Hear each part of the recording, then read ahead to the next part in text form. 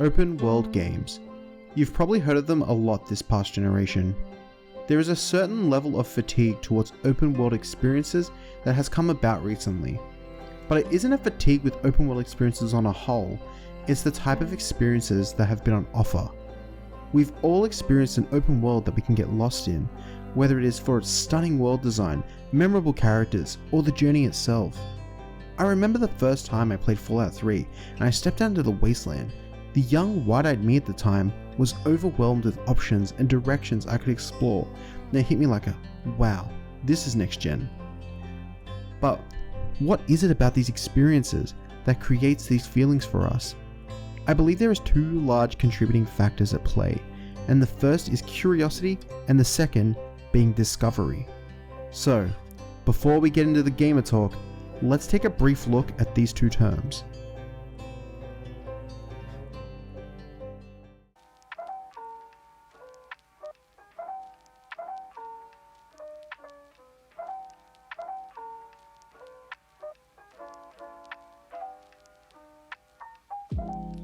When thinking about open world games, there's one word that I associate with a memorable experience, and that word is curiosity. There's three different forms of curiosity: specific, epistemic, and perceptual. In this video, we are going to be focusing on the perceptual curiosity as it feels the most relevant and is at its core the soul of many of our beloved open world games. Firstly, what is perceptual curiosity? Well, it's the desire to acquire new information through visual and sensory exploration. In 1954, Daniel Boleyn conducted research on exploratory behavior and conceptualized curiosity, referring to it as a reaction to stimulus and uncertainty. These feelings are what drove and motivated someone to explore and acquire new information. As humans, we are wired to set out and discover things. We are innately curious about the world around us. You think of curiosity as the starting point, and discovery as the destination, the reward, the answer. This feedback loop is wired into us, and not just in our day-to-day lives, but also with how we interact with things like media, particularly video games. We are making sure that we found every shrine in Breath of the Wild, cleared every cave in Elden Ring, or slain every colossi in Shadow of the Colossus. We seek out adventure, and curiosity is our compass.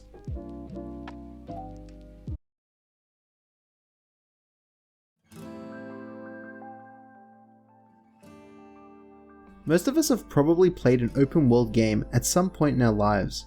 They have become quite hard to avoid, with every major publisher trying to shoehorn an open world adventure into every game they possibly could.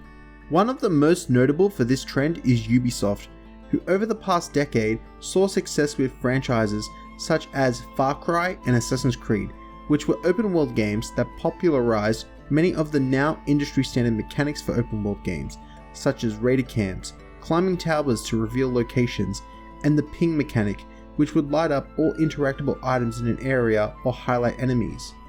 This design philosophy began to seep into every sequential Ubisoft title and eventually coined the term Ubification. Every game needed to be an open world. Every game needed to be bigger than the last. This became a common trend over the past generation, particularly in the AAA industry, as we saw many open world titles released with the similar Ubisoft blueprint of giant worlds with endless amount of activities and busy work to keep us occupied. However, it would eventually become hard to disassociate these games from each other. The worlds were larger, but felt shallow. This macro level game design in of itself isn't to blame. I feel it's more on the removal of curiosity. These Ubification games are enjoyable in their own right and aren't bad games, but their biggest shortcoming in my eyes is the map marker approach to these open worlds. The size and scope isn't everything to an open world experience, and I feel interactable worlds with distinctive environments that encourage the player to explore makes for a more immersive and memorable experience. There's a reason why everyone can identify Hyrule Castle, or remember their way around the streets of Kamurocho in the Yakuza series. Intimate and interactable spaces allow us to wonder what is over there and create our own journey. They reward players' curiosity and incentivize discovery. In this video, my aim is to go over 3 games that properly craft worlds based on curiosity and discovery, and figure out what makes them stand out as an experience. so let's strap in and discuss some of the best open world games.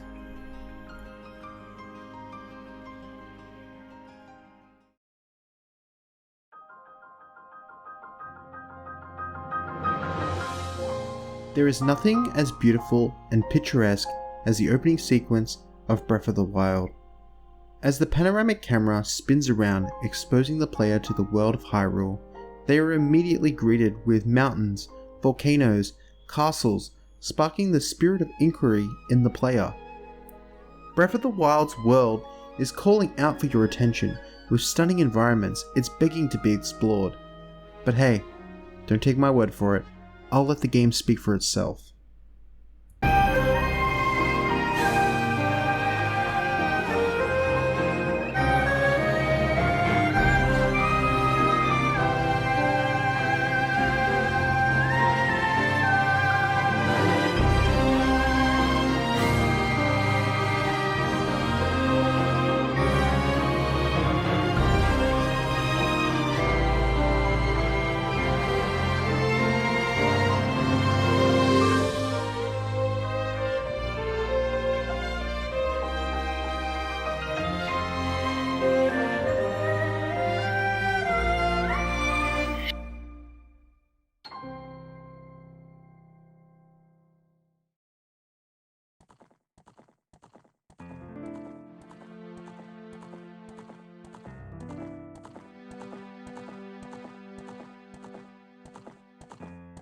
The first game we'll be talking about today is evidently The Legend of Zelda, a series that pioneered and established many of the foundations found in open world games today. The Legend of Zelda has always been known for its ability to evolve the gaming medium, with exploration at the heart of the experience, from the 2D adventures of A Link to the Past, to stepping into the realm of 3D with Ocarina of Time, and the sprawling reimagining of Hyrule with Breath of the Wild. The series has always managed to find a way to reinvent itself whilst maintaining the core pillars of exploration and adventure the series was built upon. When talking about curiosity-driven games and The Legend of Zelda, it is important to understand how Zelda was originally conceived. The idea was initially inspired by Shigeru Miyamoto's childhood experiences exploring the hillsides and forests surrounding his childhood home. Miyamoto wanted to relay these feelings of childhood curiosity and adventure into the gaming format, and would release the original Legend of Zelda, which emphasized exploration, puzzle solving, and player curiosity. Over the years, there have been countless iterations of Link's adventures. However, one in particular aimed at reimagining the experience of The Legend of Zelda, primarily the experience from the 90s, into a modern open world Hyrule. That game, of course, was Breath of the Wild. The Legend of Zelda's focus has always been on open worlds with distinguishable characters, creatures, and locations. The adventure has always been at the heart of the Zelda experience, and on March 3rd, 2017, alongside the release of Nintendo's new console, players would get to experience what is arguably the most expansive and accessible imaginings of Hyrule to this date. Now that we've covered the history and influence of this franchise, we'll begin tackling what it is about Breath of the Wild that makes it such a masterful open world game. The first thing being the visual presentation. From your first hour to tens of hours into this game, you'll be continuously exposed to new points of interest calling out to you to be inspected. One of these visual cues is through the neon colouring for both the Sheikah shrines and towers, where a respective shrine will turn blue if complete and orange if incomplete. This design choice is a more visualized approach to identifying points of interest and preserves the initial sense of discovery that would have otherwise been robbed by a map marker or arrow pointing you in the right direction. This color-coded design technique is advantageous, especially for the Sheikah towers, one aspect that Breath of the Wild has adopted from its contemporaries. In Breath of the Wild, these towers represent regions and areas of Hyrule, and climbing to the top of these towers fills out that respective region on your map. This is not only useful for mapping out Hyrule, but when exploring the world, you will see a bunch of these towers in each direction, calling out to you as you travel across the world, charting your journey. The towers are a lighthouse, a beacon, guiding you to the next stop-off point to scope out your surroundings, explore the new area, take in the scenery, and rest. While the Sheikah shrines and towers are the bread and butter of Breath of the Wild's experience, there are still more significant story-driven landmarks that are present in the distance, such as the giant volcano inhabited by the Gorons, the gigantic bird-like divine beast in the distance, or Hyrule Castle caught in Ganon's wrath. These landmarks work as a pseudo-compass to guide you to the next major part of Breath of the Wild's story. Being monumental in scope, size, and presentation, they carve out their presence in the world. But that's not all. No. This game is densely populated with items and wildlife to collect and craft food recipes to sell to vendors or even use as weapons. These items light up with a twinkle effect that becomes second nature. The world feels alive and interactable.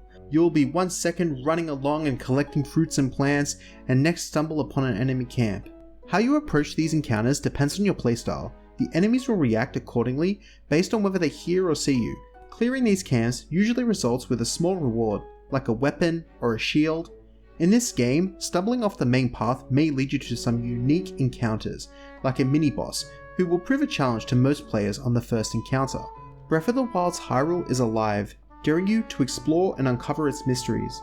There is a good reason why many of us are still looking for an excuse to revisit the game. Many players are still discovering secrets, mechanics, and ways to enjoy this game. The world is living in a set of rules it created, and everything, including the player, is not exclusive to this rule. That, of course, brings me to my next point. In Breath of the Wild, there is a game system present that brings the world to life, binding not only the player, but the world itself to a set of rules. This mechanic is known as a systemic game system.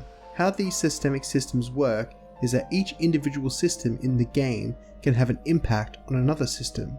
These individual systems are things such as the weather, the day and night cycles, the enemy logic, and many other variables. An example in Breath of the Wild is equipping wooden equipment in Goron City. You'll notice that if you keep these items equipped, that they will begin to catch fire, damaging the item and even Link. Another example is lightning that can strike both an enemy or Link if they are equipped with metal weaponry. One thing you'll notice is that the rules of the game are universal. The game can impact not only the player, but the world around them. These systems are one of the ways that Breath of the Wild keeps the player on their feet, continuously having to adapt and tweak their approach to situations. Over the course of your experiences, you'll encounter different outfits. These outfits provide additional combat advantages, but they also work as a mechanism allowing the player to explore different biomes extensively. Some examples of this being the Icy Mountains, or again, the sweltering Goron City. These systems also find their way into both traversal and combat as well. Some examples of this are how footsteps are muffled in the rain, aiding the player wanting to take a stealth approach towards facing enemies, and whilst climbing mountains in the rain, you'll slip if you're trying to climb too fast. I'm only scratching the surface here, but the list goes on. These systems provide an added layer of curiosity, not in a traditional sense, but more in terms of experimentation and asking the player to find ways to bend the rules to work in their favour.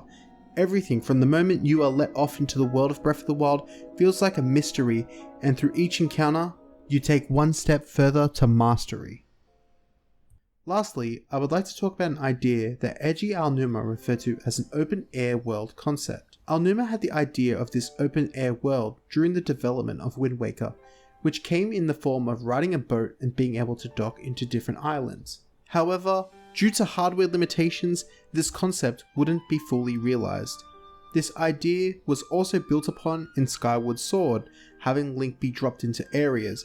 However, this was originally envisioned to be a more seamless experience. The team would try their luck again, and this concept would be fully realized in Breath of the Wild, through the ability to make a fully realized seamless world that could harken back to the roots of the original titles. The team put an emphasis on the scope of the world, trying to pinpoint and map the size that would be enjoyable for the player.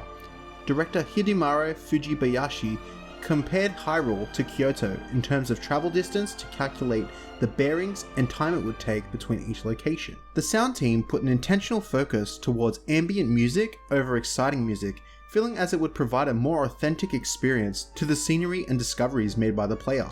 The game's soundtrack for different towns and villages would change depending on the time of day. This choice was made to portray different moods for the environments that complement the setting given the time of day. Aonuma said during an interview of the making of Breath of the Wild that people who often play Zelda games are driven by their desire to explore.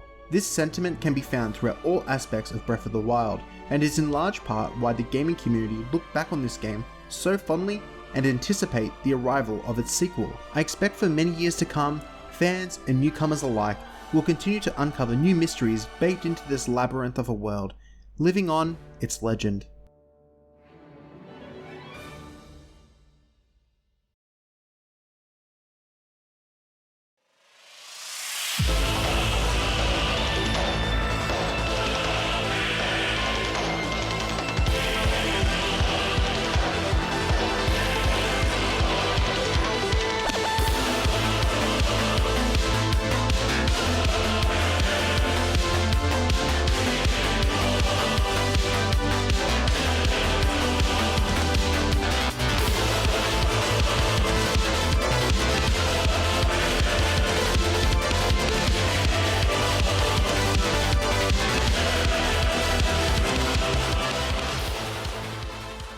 The next world we'll be diving into is the fantastical world of the lands in between.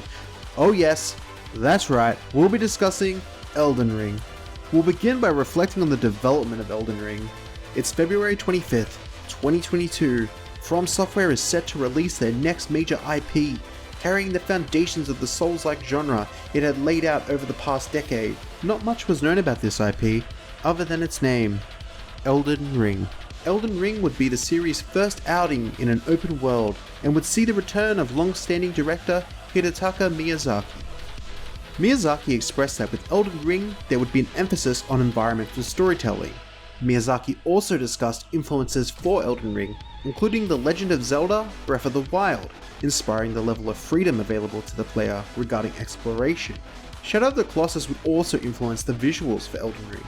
But not only that, Elden Ring would take a significant departure from previous From Software games, with Miyazaki handing over narrative components to George R.R. Martin, the author of this little series you may have heard of called Game of Thrones. Martin worked on creating many of the world building, history, and major figures presented in Elden Ring, while the major plot points remained with Miyazaki. Martin provided Miyazaki and the team with different parts of the history and figures in Elden Ring, and would provide a loose narrative to provide a backbone for the story. From Software took these elements and ran with them, and incorporated them into the build of the game throughout development. Both Miyazaki and Martin have gone on record to say that this has been a very fruitful partnership throughout the development of Elden Ring, and it shows in the final product of the game, which we'll get into now. Elden Ring takes a similar approach to the open world genre as Breath of the Wild, adopting and molding the same core principles.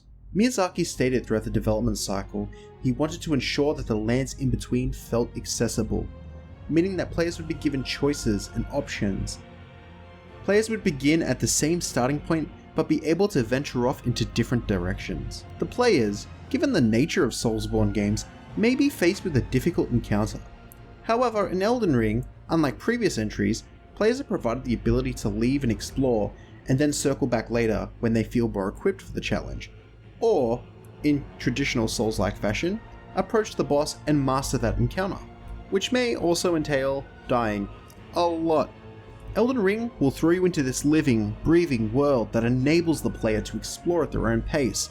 Elden Ring's open world philosophy, however, differs from Breath of the Wild in terms of outcomes for exploration.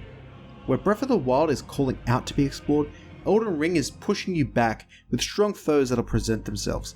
This world is punishing, and is ready to knock you down time and time again.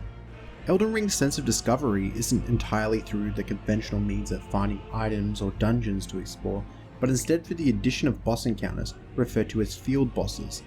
That feeling of seeing an enemy's health bar suddenly appear and the grandiose music chiming in. These field bosses are optional encounters that inhabit the world of the lands in between. These encounters are what forge memorable experiences between the player and the world. I'm sure that most Elden Ring players are familiar with the church in Limgrave, and there's a good reason for it, and it's because of this guy.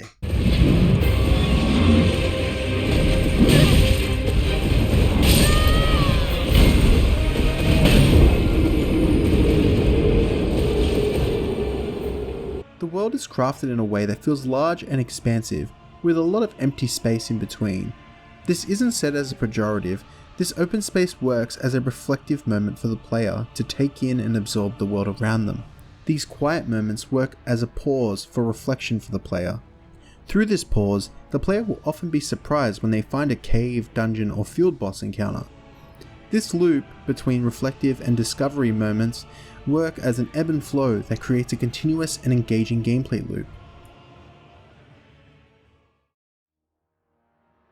Elden Ring shares one commonality with Breath of the Wild, that being how visually succinct the lands between are. There are branching paths leading the player to various structures, or simply through the changing colour of trees or surrounding an area in fog, diversifying the structure of a said biome. The modes of travel are broken down into two forms, on foot and on your trusty horse Torrent. These two forms offer different levels of accessibility in terms of discovery.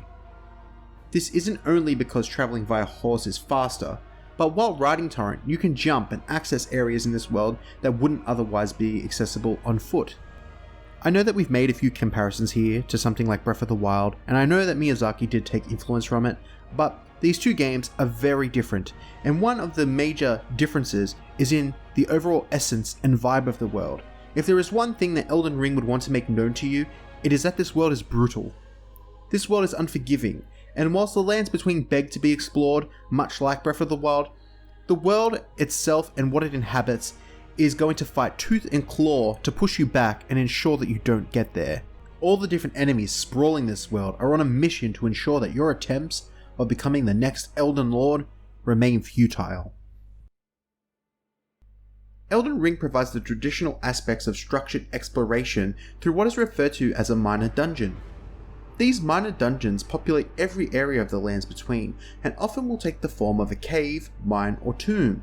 These dungeons usually have the player traverse from A to B with enemies and puzzles to combat with, ultimately leading the player to a boss encounter at the end.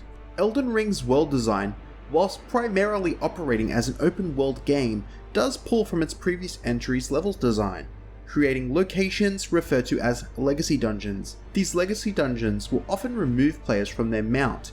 Legacy dungeons are much larger than minor dungeons and are often filled with multiple boss encounters. These boss encounters are generally more technical and challenging than a field boss encounter, having broader movesets and in some cases additional boss phases, changing their moveset entirely. The dungeons serve as a confined space, larger in size than minor dungeons. Still, they are ultimately linear, leading you to a final destination, in most cases being a boss encounter and the spoils of vanquishing said boss. Where Elden Ring's open world shines for its sheer amount of mass, mystery, and modes of exploration, Elden Ring's legacy dungeons provide a deep, intimate level of exploration through levels structured around verticality, technical boss encounters, and its labyrinth-like designs, reminiscent of a traditional Souls game. Another design choice that Elden Ring shares in common with Breath of the Wild is its locational discovery philosophy, where Breath of the Wild's approach to defining areas comes through the Sheikah Towers. Elden Ring's approach comes more from map fragments. It's important to note that Elden Ring will initially plot a skeletal map, and this map will expand square by square as you go across the lands between.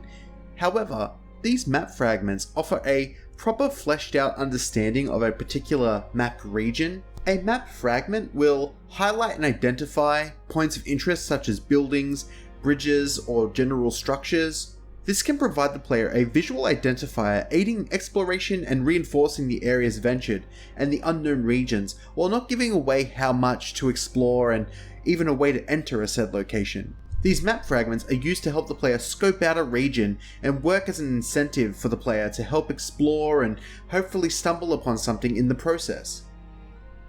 Elden Ring's world is something that is brimming with activities, locations, and characters to meet that tell a tale of a once prosperous land. The world is as brutal as it is beautiful, with each region feeling like its own unique world with tons of character. The world of Elden Ring is one that is a treat to be discovered, but will make you fight and work for it. It'll take you off guard, blindside you, mystify you, and ultimately enthrall you. The final game we'll be talking about is... wait, let me just show you first.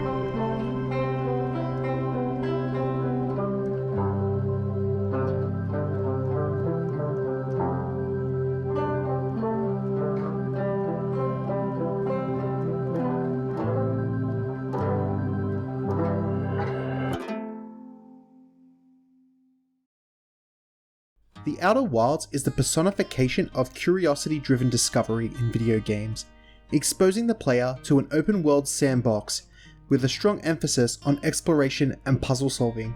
When beginning the Outer Wilds, your objective is unclear. You are given one simple task: to get the launch codes for your ship. And once you get those codes, like that, you're off. The whole solar system becomes yours to explore. The world is fully explorable with no constraints. Well...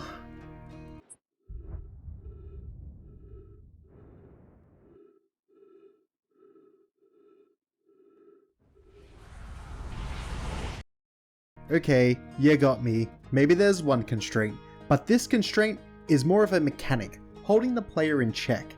And how it achieves this is through the use of a time loop. The time loop in the Outer Wilds works on a 22-minute cycle before the sun goes supernova, wiping out everything in its wake. This time loop plays an integral part in the exploration of the Outer Wilds, because not only does it create an obvious time constraint for the player to explore each location, but at the same time enables re-exploration and a greater sense of immersion and investigation when revisiting these areas. The solar system of the Outer Wilds is forever moving, evolving, and changing as each second passes through the loop, meaning areas unavailable at the start of the loop may become available towards the end and vice versa. These openings and changes are subtle things that the player can pick up on throughout observing the environmental factors of a said planet, or learning a said gameplay mechanic.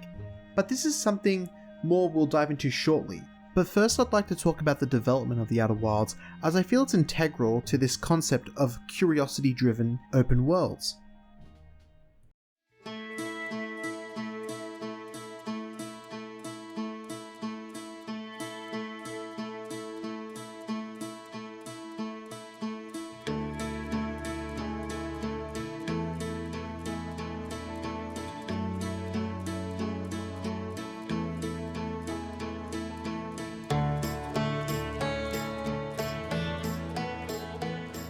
The Outer Wilds was released in June 2019 by Mobius Digital and was published by Annapurna Interactive.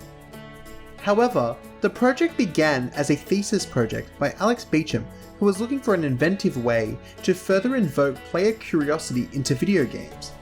Alex spoke about the influences stemming from the Legend of Zelda Wind Waker, where in Wind Waker, the player would be able to talk to a photographer who would show Link different locations he had visited, and the player would be able to seek out or stumble upon these locations if they please.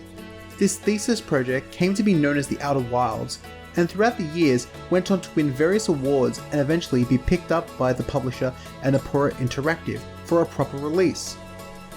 Annapurna wanted to ensure that this small team's project of love was given the AA industry backing and treatment necessary to provide the most realised experience for the Outer Wilds. The general sentiment that is shared amongst the community who have experienced the Outer Wilds is avoid spoilers, do not play the game with a guide, and take your time. This approach to the Outer Wilds ensures the best possible experience, as this game, at its core, is based around discovery, exploration, and curiosity. All of this feeds into a breadcrumb trail of narrative beats or puzzles that are given to the player to better understand the world around them, slowly linking narrative threads through environmental storytelling, scripts, and logs, or through simply observation. These sentiments aren't to shun anyone who resorts to a guide. It's natural to get stuck on a game. It's more that the Outer Wilds gameplay loop and story work together harmoniously, invoking an eruption of feelings to the player throughout the game, and using a guide may diminish the impact of some of those revelations. The Outer Wilds is a handcrafted solar system that revolves around a 22-minute clock where each planet is distinctive in both presentation and behaviour. Where one moment you'll be flying through the cyclone storms of the Giant's Deep to walking the unstable surfaces of the Brittle Hollow. These are just a few examples that come to mind. However, the Outer Wilds is full of these examples, and it is what makes these worlds so unique. They become more familiar to the player with each iteration, and yet preserve an element of unpredictability. At its core, when playing a video game, the core incentive to keep us playing stems from a sense of progression. This sense of progression can manifest itself in a multitude of ways, depending on the game. Some basic examples being skill and mastery, or alternatively, power-ups, loot drops, or new areas to explore. The core driver that is used throughout the Outer Wilds to further the player's progression is knowledge. Through Uncovery, the player becomes more equipped to tackle this environment and all of its uncertainties. One example of this being the enigmatic Quantum Moon. Upon first glance, the player will try to enter this moon and more than likely fail. But through better understanding the world around them and the laws of the world, the player is better equipped to understand how to tackle this moon or uncover its mysteries. Either or, I won't spoil for you. This is just one of the many examples that I could use to convey to you how the Outer Wilds gives power and weight to the findings of the player. This isn't only expressed through the game mechanics, but also through the narrative, which brings me to narrative cohesion. The narrative of the Outer Wilds works well at keeping the player engaged with a plethora of major and minor plot threads to engage and entice the player to want to find more and piece together information towards a grander narrative. The game seamlessly blends its gameplay and narrative, having the player figure out a mechanic or a puzzle that ultimately lends to finding and uncovering logs or visual paintings or providing context to how these structures came to be. The Outer Wilds provides players hints through discovery. An example of this will be uncovering one piece of information or one discovery on Brittle Hollow that may solve or provide context to another puzzle that you're currently stuck on say, Giant's Deep.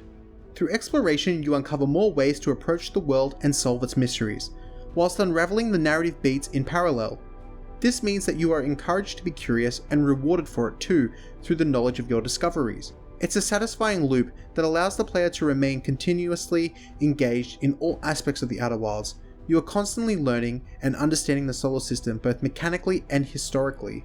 The Outer Wilds cleverly laces the minor plot points around the main story, giving the player multiple avenues and storylines to get invested in that all in some way neatly tie back into the main overarching story.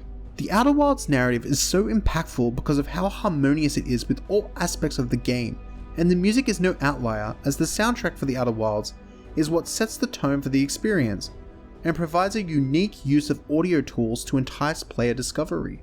Which leads me to my next point. This cohesive relationship isn't solely between the story and the gameplay of the Outer Wilds, but also through its music as well. The Outer Wilds is a compilation of two contrasting feelings, with one being familiarity and the other being isolation. Examples of this can be found when we look at the starting planet of Timberhearth in comparison to the unknown depths of the Dark Bramble, where one false move and...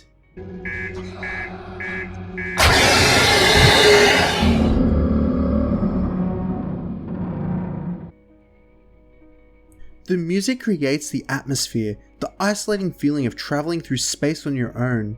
That haunting harshness of space, which is brilliantly contrasted with the acoustic arrangements that provide the player comfort. The soundtrack for the Outer Wilds has been carefully curated and purposely placed to convey and relay to the player a said sense of feeling. Examples of this is the Know My Ruins music, which will kick in when you reach a location of interest that is inspectable or rich with story context, or a more obvious example being the End Times theme that kicks in at the end of a loop, providing a sense of urgency, like a bell tolling that time is almost up and the player has reached the end. The Outer Wilds makes great use of its music to inspire curiosity through the use of a game mechanic, and that mechanic is a tool referred to as the signal scope. The way that this signal scope works is as a signal detector that can pick up signals. Pretty obvious, pretty standard. However, there is one thing you'll immediately notice when pointing your signal scope at one of these planets, and that is you'll most likely hear an instrument. This will be one of your respective travelers playing an instrument. On its own, it's a single piece, but when the planets all align and your signal scope points in that direction, it makes one harmonious, grand piece of music all playing together. You and all the travelers are one in that moment. And this is the ultimate way that Outer Wilds music breaks that feeling of isolation with warmth. Its music is so strong, and it points you towards a direction. Even in the most loneliest reaches of the solar system, you are still bounded together by music. The Outer Wilds music and sound choices is as largely important of a factor as any other aspect of the game, and the degree of cohesion makes for an overall holistic experience that at its core is aiding and pushing the player to each discovery until the final credits roll. In summary, The Outer Wilds is the culmination of what makes an open world game special. Out of all the games we've covered in this video, The Outer Wilds open world is the smallest, a little pocket system of planets spinning on a 22-minute clock. However, The Outer Wilds manages to capture the thrill of discovery and thrives on the player's curiosity. Each location is brimming with mysteries and offers answers. The Outer Wilds is a handcrafted solar system that will challenge you and ask you to understand its world, and through each discovery, deepens the player's connection to this compact little solar system. Ultimately, this is something that makes The Outer Wilds truly unique and a masterpiece of a game. The Outer Wilds is doing something with open worlds here that is on a different level to its contemporaries, and is a game that should be celebrated. And I know that I'll be singing its praises for years to come.